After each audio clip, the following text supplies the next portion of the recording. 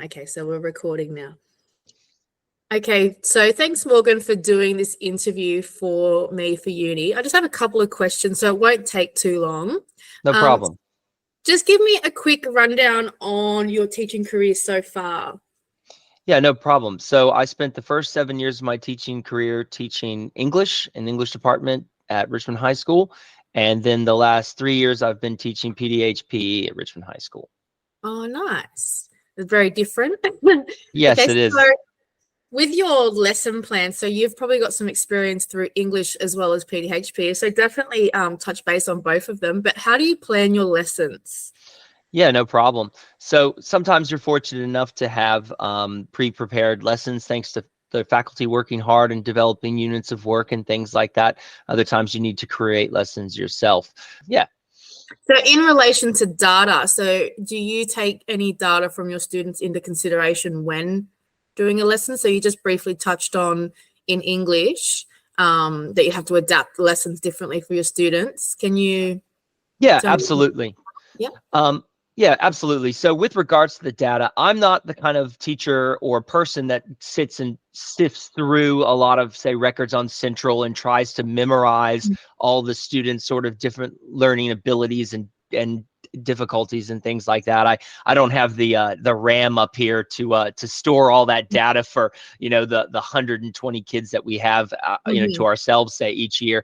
But what you'd quickly do is either you've known the kids for a few years, which is a great luxury that I have, having been there for so long. So if they've been there for more than 2 years, I pretty much have a great idea of what they can and can't do. Or we structure our classes, as you're aware, generally in kind of ability. We have like a top class, and then we have a couple of mixed classes, and then sort of a bottomish class. So Let's talk about a practical lesson. So that's a good one because we've got, good one. Terrific. Yeah, absolutely. So I really think about the lessons that I do with the support unit kids when I think about this topic, because their ability is so vastly different amongst themselves. You've got I won't use any names because this is recording, but you've got some students who, for example, with basketball, can take the basketball, dribble up and down the court between all the cones and back, in a very good time to show their great coordination and stuff. And then you've got other students who can't dribble a ball staying in place very well. And I would say that that's an example of how I differentiate. I might ask, and one of the great things about the support students is they don't have that kind of pride and embarrassment in place that seems like most of the mainstream students do, where if you were to ask this mainstream student to do a much easier task than this student over here, they would be embarrassed. It wouldn't be good socially. They'd get upset. It wouldn't work. Else you want to touch base on adjustments? With regards to adjustments, I find that, I learned from our previous head teacher, Anthony Jack, he was always about movement is everything in PE, just got to get them moving.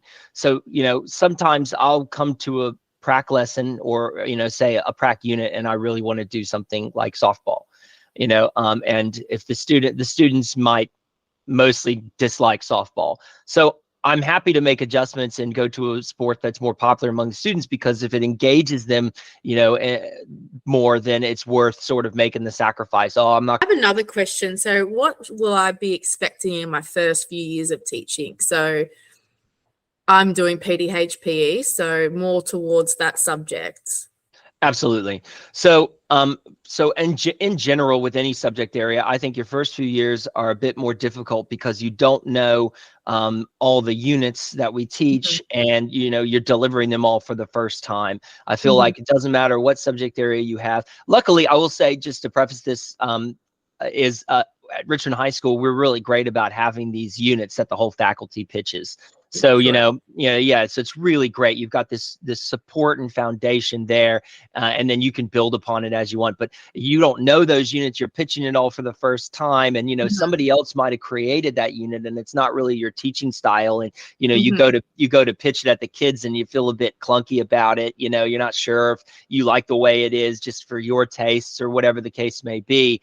And so the next time you go to pitch it, you go, oh, I remember I didn't think that worked for me last time. Yeah. I'm gonna do it this way. And like you say, the first 3 years, by the time you're done with the first 3 years, you've got it down. You know how to pitch it, where you want to pitch it, which one lessons you think work really well, which ones don't work so well, and maybe you need to adjust. With PE in particular, as you're saying, You'll know our facilities, what our equipment is really, because obviously we're big at volleyball, we're big on basketball. We've got some big touch and OzTag, sort of like kids there as well. And those three sports are probably the most three popular sports, I would say, at our school. So, in the first 3 years, you're really learning those sports. You're learning the best way to run those sports, and things like that. And then, yeah, does that cover your question a bit? That's a great answer. And just a quick touch base on parents. So how do you deal with parents and carers? What's your best contact and things like that with parents? Yeah. Okay. I think this is going to be very different for every teacher and how we all sort of interact and where our confidences lie. I like to talk to dads. It could be because I'm a male. I like to talk to dads. I've often been frustrated over the years talking to moms. I find that if I'm making a phone call home, it's generally on a negative. And I know that that's a shame to say. I actually made a point. And again, this is my 10th year. I made a point earlier in my career that I was going to call and make good calls every so often, so I just pick 5 kids and I was going to call home, and I did I'd call home, and they'd be like, sometimes they'd be like, "Oh, what's Simone done?" And be like, no, this is a good call. This is a call. I want to, and most of the time I got a good response. Sometimes I got a lukewarm response. And, and I found that I sort of like, I wasn't encouraged sort of to do that so much. So that kind of fell to the wayside. And that's a shame. Yeah. And just my last question about well-being. So as a teacher, how can I look up to my well-being, or what are some strategies I can put in place just to kind of hold on to for the future? Yeah, look, I've got a lot to say on this topic. I'm very opinionated on it. So the reason that I've come to PDHPE is because I found myself getting very burnt out in the English department. We had 5 different head teachers in the 7 years that I was up there, and we had the curriculum, I believe, changed twice. It was just finished being rewritten, all the units, when I started, and then it had to be done again, and it also had to be everything had to be changed for the BYOD and made digital and things like that. And then of course each head teacher wants to sort of change things and stuff like that. So I felt between unit creation, unit refinement, for 7 to 10, and then 11 and 12 for standard, study, advanced, and extension. And then we've also got drama. Unit creation, unit refinement, redevelopment, and stuff just seemed a never-ending battle that I was always staying back at school working on it, or working on it at home. And then there was, of course, running my classes. And by the time I was finishing up in English, I was the second most experienced English teacher in the school, and I was 2 IC of English, and I was teaching advanced English, and I was taking top classes. And so I was busy doing a lot of feedback all the time for my students at home, reading a lot of essays, writing myself a lot of sample essays, because you can't just pull one up on the exact sort of topic that you're doing, you know what I mean, on the text and everything. So I found myself working until 1 o'clock in the morning, many nights. And and I was just burning myself out, and I was not enjoying myself at all. And what you're gonna do each day.